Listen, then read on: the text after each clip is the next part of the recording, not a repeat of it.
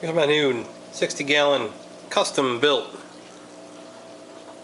Bought it used, of course. Probably cost around close to probably $1,000 or over that to build this thing. Cube. It's called a cube because it's cube shaped.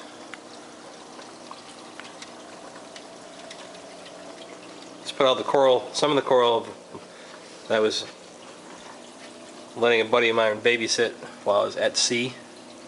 Put that back in this afternoon. It's starting to come around.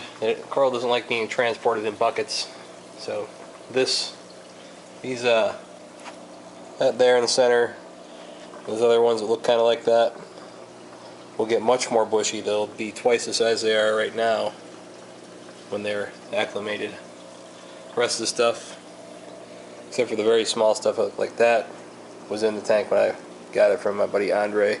Some of these smaller ones were his scraps that he left in there. And they'll eventually be big like the other stuff, but for now they're just scraps.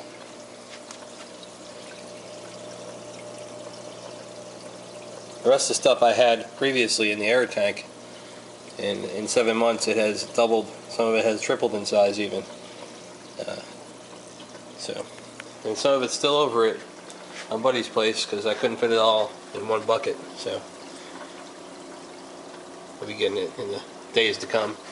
This sump, custom built sump refugium, is quite a marvel. The water comes in over there out of these pipes that come down out of the overflow. Overflows into this area, which holds the skimmer. It's an ATI Bubble Master skimmer that takes out impurities in the water, collects them in this top part, which is a collection cup for the bad stuff in the water. Put some live rock in here as a filter, and that stuff over there is macroalgae. It houses microorganisms and beneficial bacteria, and the algae sucks bad nutrients out of the water, nitrates.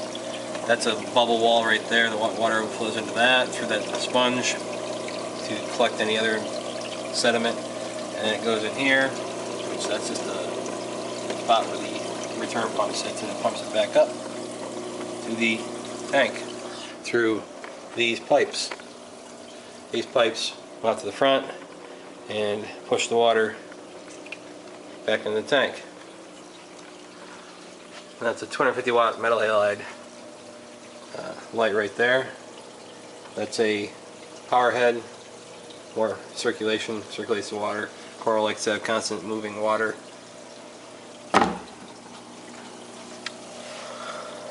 That's part of the reef keeper system. It's got some power strips and stuff that runs timers.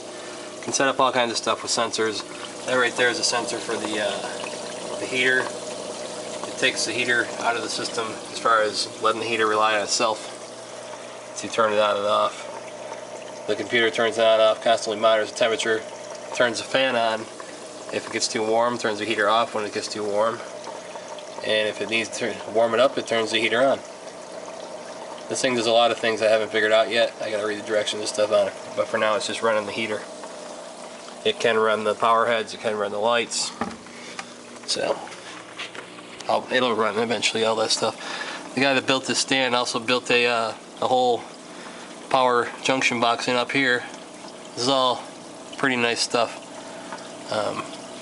Instead of having stuff plugged in and back and power strips, you know, hanging down all over back there and on the floor, everything's plugged in up there, and one plug comes out of that into the wall back there. Real clean setup.